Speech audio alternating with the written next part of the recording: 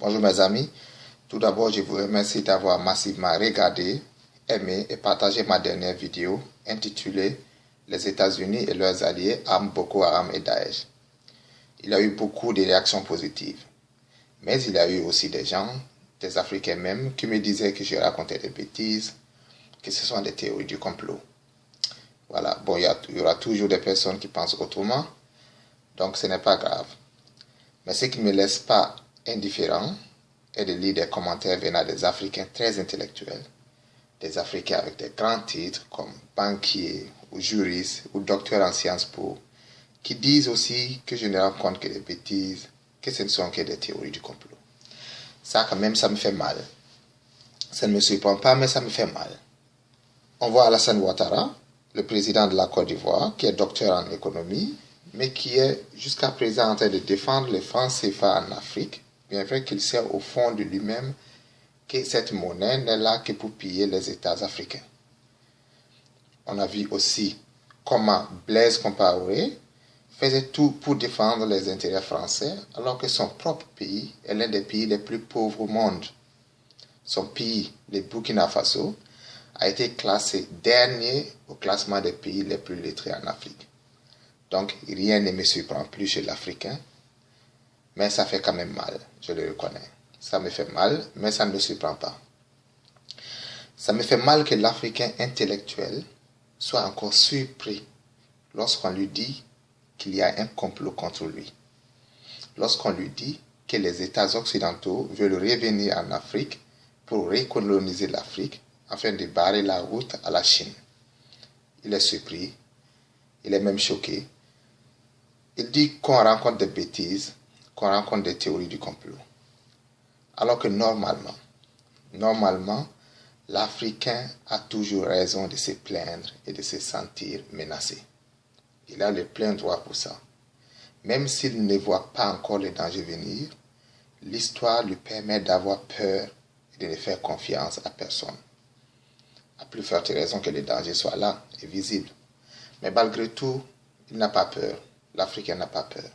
Si je lui montre les dangers, il dit que je mens. Alors que l'histoire est là, les faits sont là. Mais l'Africain croit encore toujours à ce que le malfaiteur lui-même en personne lui dit. C'est comme s'il n'a pas de cerveau pour réfléchir de lui-même. Faisons un peu d'histoire de l'Afrique. Commençons par la colonisation arabo-musulmane. La colonisation arabo-musulmane a commencé en Afrique subsaharienne au 7e siècle.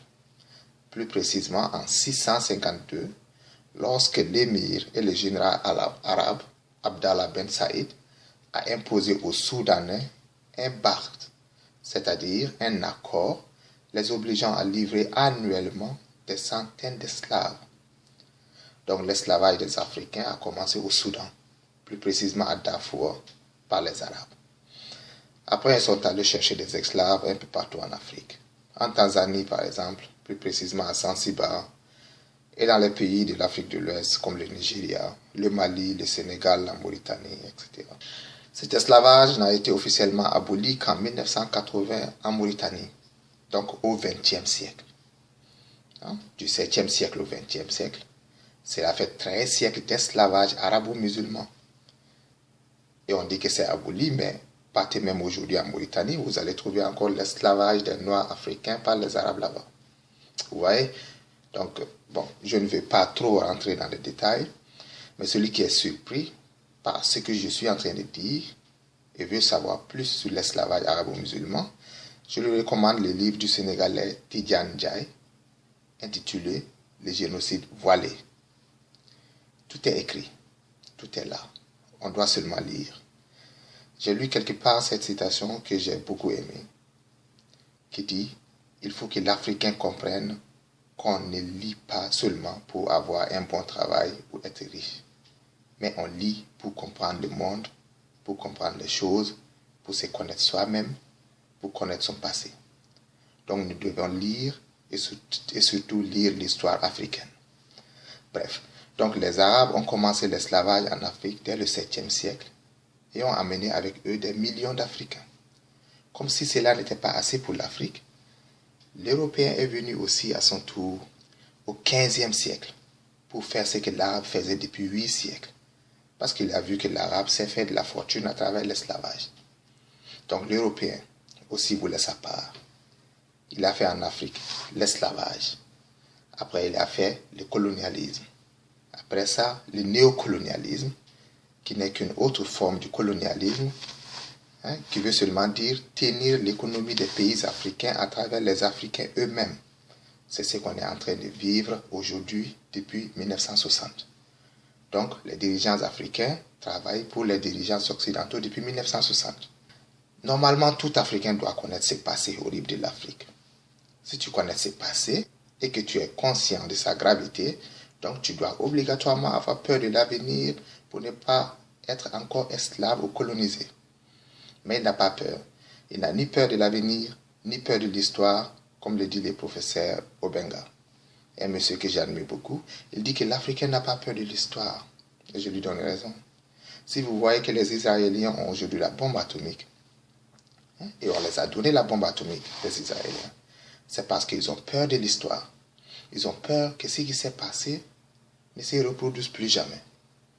Si vous voyez que les députés israéliens sont assis ensemble avec des députés européens au Parlement européen à Strasbourg, alors que l'Israël ne fait pas partie de l'Union européenne, c'est parce que l'Israël a peur de l'histoire.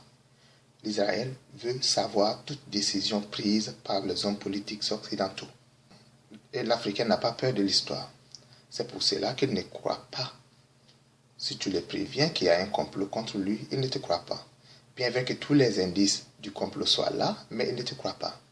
Qu'est-ce que l'Afrique est en train de faire pour qu'elle ne soit plus jamais prise comme esclave ou colonisée ou même disparaître pour toujours? Cela ne doit pas vous choquer aussi. L'Africain peut complètement disparaître du sol africain. Les Amérindiens, les Indiens de l'Amérique du Nord, je veux dire, ont presque disparu. Avant l'arrivée des Européens en Amérique, il y avait plus de 20 millions d'Amérindiens sur le sol nord-américain. D'autres disaient que c'était plus que ça. C'était beaucoup plus que 20 millions. Parce qu'on veut cacher l'histoire. Et en 1950, un recensement n'avait pu enregistrer que 300 000 Amérindiens en Amérique du Nord. Donc on les a presque tous tués ou chassés du territoire nord-américain. Ils avaient presque tous disparu. Complètement disparu de l'Amérique du Nord. Vous voyez, donc pourquoi n'avoir pas peur de disparaître aussi? Qu'est-ce que les chefs d'État africains sont en train de faire pour la sécurité des peuples africains? Pour l'avenir? Rien. Ils ne voient même pas les dangers venir. Et si tu les montres les dangers, ils disent que tu racontes des théories du complot. Plus on découvre du pétrole, du gaz, de l'or, de l'uranium en Afrique, plus on pousse les populations africaines à travers les guerres, les maladies, la famine, à quitter les lieux. Donc l'Afrique sera de plus en plus vide. Je vais faire aussi une vidéo sur ça. Je vais faire une vidéo sur l'avenir de l'Afrique, comment sera l'Afrique dans 100 ans ou 200 ans. Je vais faire une vidéo sur ça aussi. Donc après tout ce qui s'est passé en Afrique, 13 siècles d'esclavage, plus de 50 millions ou même plus de 100 millions de déportés, on ne connaît pas exactement le nombre parce qu'on ne dit jamais la vérité. Et malheureusement, c'est ceux qui ont fait du mal qui ont aussi écrit l'histoire. Donc on doit chercher très loin les vérités. Donc je disais, après 13 siècles d'esclavage, plus de 50 ou 100 millions de déportés par les Arabes et les Européens, on ne veut pas jusqu'à présent qu'un pays africain ait une bombe atomique. On ne veut pas non plus qu'un pays africain ait un droit de veto pour défendre les intérêts africains. Et aucun pays africain ne fait partie des G8. Donc, soit l'Afrique est toujours encore esclave ou sous colonisation, ou on a l'intention de prendre l'Afrique comme esclave ou sous colonisation. Et l'Africain fera mieux d'avoir peur de l'histoire, d'avoir peur de ce qui s'est passé. Sinon, il n'aura jamais d'initiative pour le futur. C'était le message d'aujourd'hui. Bonne journée. Bye.